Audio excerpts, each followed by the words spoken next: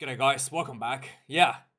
This was really painful to watch for me, and not because that I want Fiji to win or I want Portugal to win or whatever. It's because I really wanted the Wallabies to be out. Literally halfway through this game, I was having recurring nightmares of Eddie Jones running his mouth about how they're gonna destroy England in the quarterfinals, while still respecting and having fond memories of his old English players, right? Like, honestly, I could not believe what I was watching. I don't know what's going on in the Fijian training camp, because this Fijian team played today was not the same team that beat England, had not the same team that played against Wales, not the same team that played against Australia even. And I genuinely don't know what is happening behind the scenes between the coaches and the players and how they've been preparing for these matches. You know, there were some posts about how Fiji was celebrating too much after the Australian game, but that's like what, 3 weeks ago now. And this game, the Fijians didn't look like they had a game plan. There was knock-ons everywhere. Everybody's looking at each other, like wondering what to do, like who's gonna carry the ball. And the set piece was 50-50 at best against Portugal, and you know, it looked like the Fijians went out there not looking to win the game, but looking to get just a bonus point to scrape through. That's the mentality that looked like for me when the Fijians went out there on the field. It was extremely frustrating to watch, and there was one point where Portugal was leading 17 points to 10. I genuinely thought this was going to be one of those games where it just slips away from Fiji. And I have to endure another round of Eddie Jones' bullshit. Another week of Eddie Jones' podcast. And, boy, at least the Fijians got through.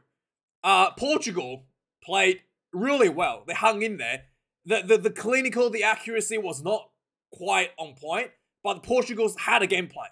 They wanted to play the kicking game. They knew the areas. They knew they can't run through the big Fijians, and they need to play the ball behind them, which is what they did. A lot of times it didn't pay off for them, but they rolled the dice, and it worked, and they found the result that they were looking for, which is really admirable. You show the preparation that went into this Portugal team to come out with the win. They came out with the draw against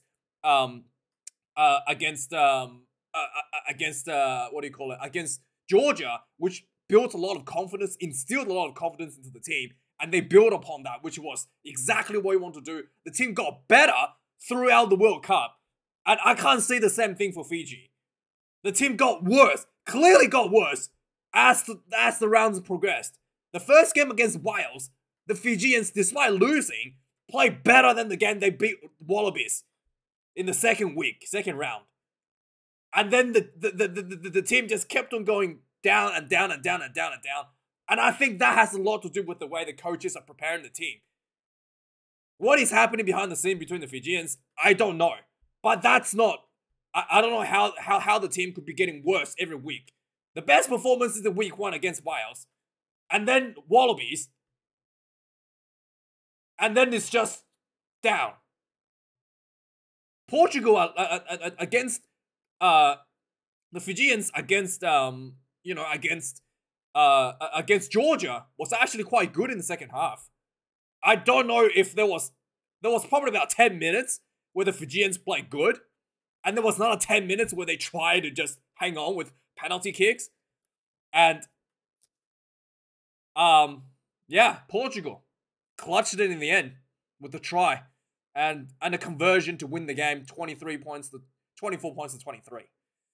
I don't know what else to say. I don't want to get too negative on these things. Let's have a look at the stats. 742 run meters to Fijians. The amount of handling errors. You think that they would have scored more points with that sort of run meters. The amount of handling errors, and it's just players looking at each other. Like, who's going to take a run, guys? Are we going to make a play? Do we have a game plan? Are we going to make a set play? Like, are we going to, we're going to penalty here? Are we going to do something with the penalty? Like, what are we going to do? Who's gonna carry the ball next? Right? It was just like, what?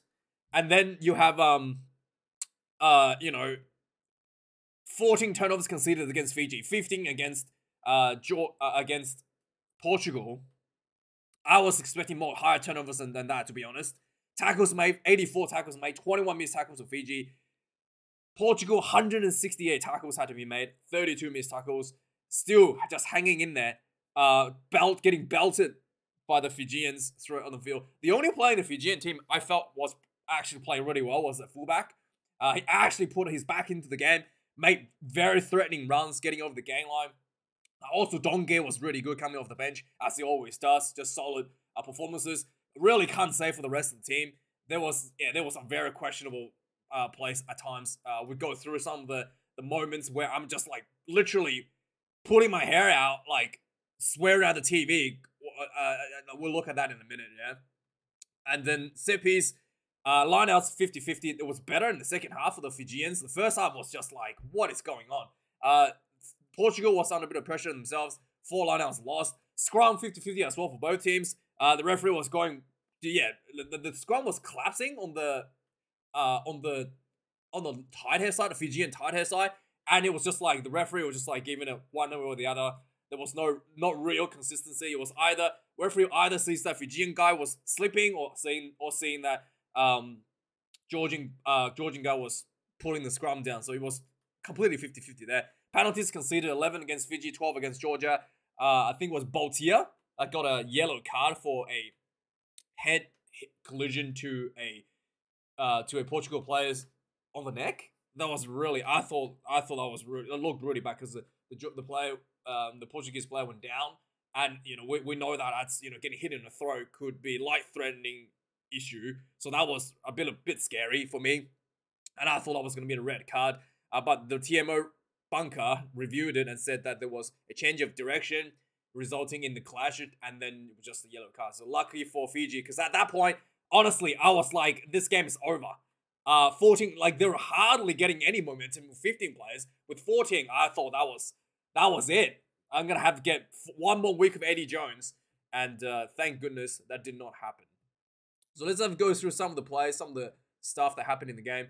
So yeah, in the first half, really was just very sloppy. Both teams, lots of drop balls, lots of low pressure kicking from both teams as well.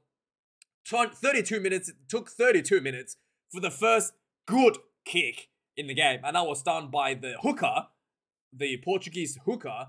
Let's get his name out. He's played amazing. Mike Tajia. He got the ball inside the 22 and just punted it out 50 meters down the field. Like literally the best kick in the whole game, and got a round of applause by everybody on the field. 35 minutes into the game. Let me just get the point summary up. Sorry, Fiji actually got the first penalty goal in the 9 minutes in. So there was a penalty riding, kind of like a little bit of angle. Lomani almost sliced this and almost missed. The ball was really ugly, wobbly over the goalpost, but it was pretty close kick, so they got that anyway. 3 points to nil. There was a lot of missed opportunities, like I said, for the both teams. There was a very good kicking game from Portugal. Not really turning that into points due to their own accuracy, but you can see the game plan. Portuguese trying to put the ball behind the defensive line of the big Fijians. So 35 minutes into the game, there was a tackle without the ball. Penalty against Fiji. Portugal go for the line out, they go for the maul. Gets another penalty for one of the Fijians players not rolling away. Portugal grab a kick behind, we're not quite there. The winger almost got there to the try line. He knocks on the ball just before it. Yeah, really painful. But again, it's a game plan you can see they're executing, but they go back for the 3 points. 3 points apiece. And that's half time. Really sloppy first half. 3-3 at half time. Second half, Fiji comes out. Again, just aimless play by Fiji. You really couldn't figure out what the game plan is other than just like get somebody to run the ball. 45 minutes into the game, there was a high ball by Portugal. They recover their own high ball. And then the ball comes back out. Quick decision. Immediately grab a kick behind.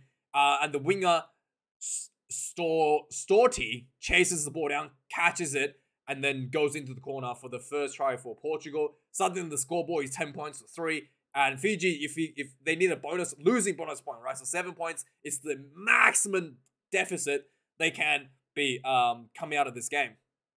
And then the 47 minutes into the game,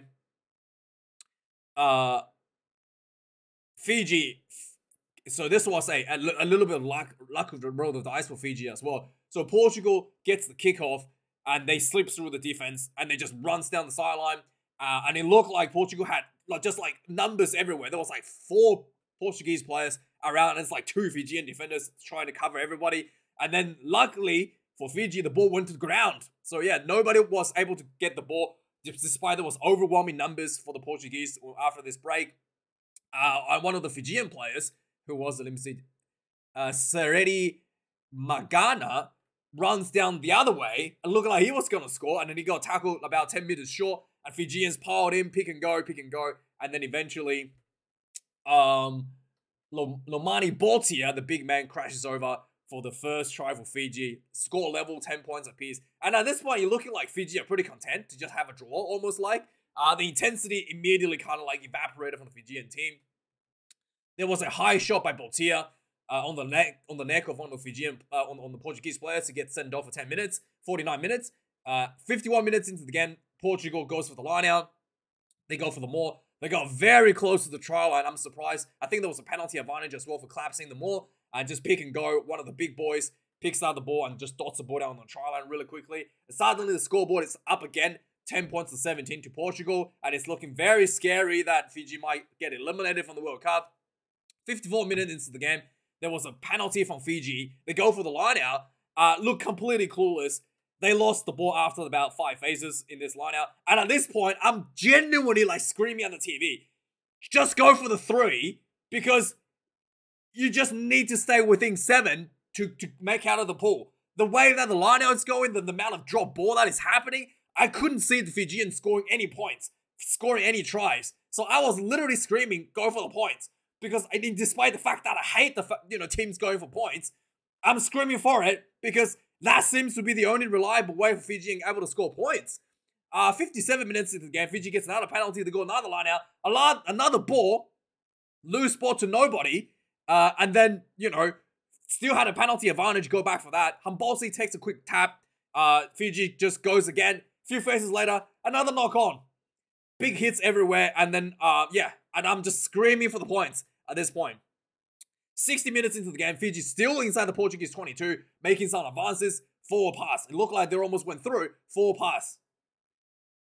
Get a bit of overlap there as well. So if that didn't need to be a forward pass, if that was just a normal pass, if that was the player was just kept their patience, that could have been a try there instead of overrunning the line and receiving a forward pass. Again, the 61 minutes into the game, this is the things got really absurd. Naya Thalevu, the captain, cleaned out Portuguese players from the Portuguese side. Yeah, I mean, I was just like, what in the hell is going on here?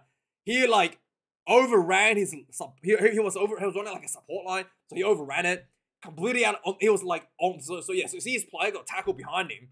He turns around and just runs in and cleaned out from the other side. Yeah. I genuinely don't know what he was thinking. That is rugby 101 mistakes. You're better off not being there at all. To just give away a penalty like that. That was so stupid. He got taken on the field at that point. He was a captain. 63 minutes into the game. Again, there was a penalty. And I thought for sure Fiji should go for the 3 points. I was just screaming. But no, they go for the line out. Gets stolen.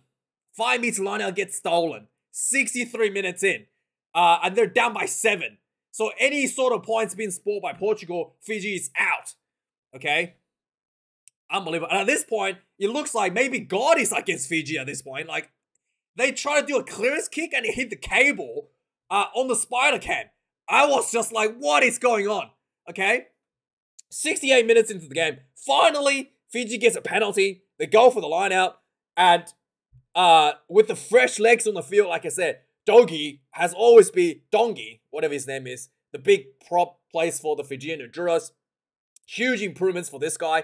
Gets on the field. And then there was just a lot of piling in for the try line. Dongi picks up the ball and pumps himself over for the try. And I literally was like, thank goodness. I was seeing recurring nightmares in front of me. I was having visions watching this game of Eddie Jones, smug face, trash talking the English before the quarterfinals. I was honestly like just, oh man, I was like, honestly, you know, I was just getting, I was having nightmares at this point before this try was scored. So so that one was scored. Points level 17 apiece, and now it's looking like Fiji is very unlikely to get eliminated, because even if Portugal scores a try, Fiji still won't be eliminated unless they have to score twice, right? So that really let a bit of breath, a sigh of relief for me. So the 72 minutes into the game, there was an offside against Portugal, and Fiji finally made the smart decision to take the 20 points to 17. 74 minutes into the game, Frank Lamani did some slap ass or one of the Portuguese players that was on the wrong side of the rock. Just gave the butt a big slap. The referee was like, no, don't do that. But bit of a slap ass action. So no rolling. After slap ass, referee says penalty to Fiji. They kick another 23 points to 17. Now I finally kind of like relax at this point. Only 5 minutes. Portugal has scored twice, converted twice to eliminate Fiji, so that's much safer position.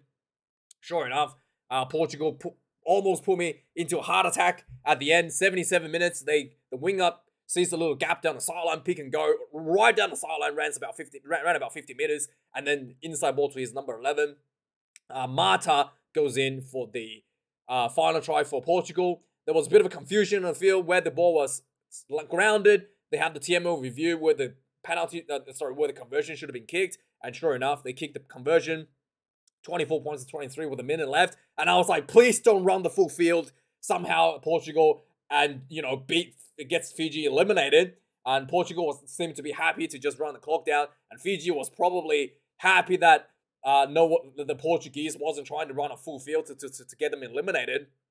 And yes, game ended 23 points to 24, and thank goodness that Eddie Jones is packing his bags, and oh my goodness, just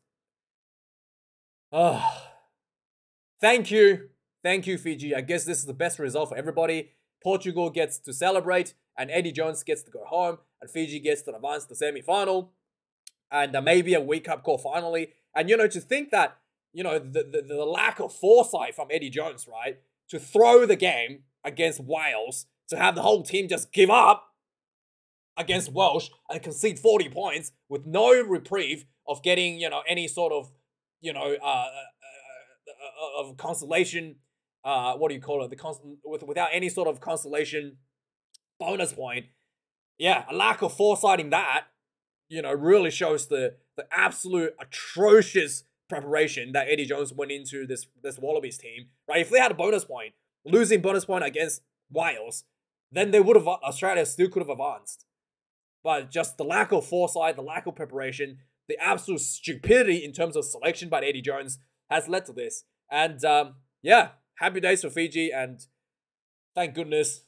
Thanks for watching, guys. Like, comment, subscribe. Thanks to people who donate the money to me, YouTube membership, and Patreon. I do appreciate it. And yeah, thanks for watching, guys. Have a good week. See you guys later. See you guys later this week for the news and the previews for the quarterfinals. Cheers, guys.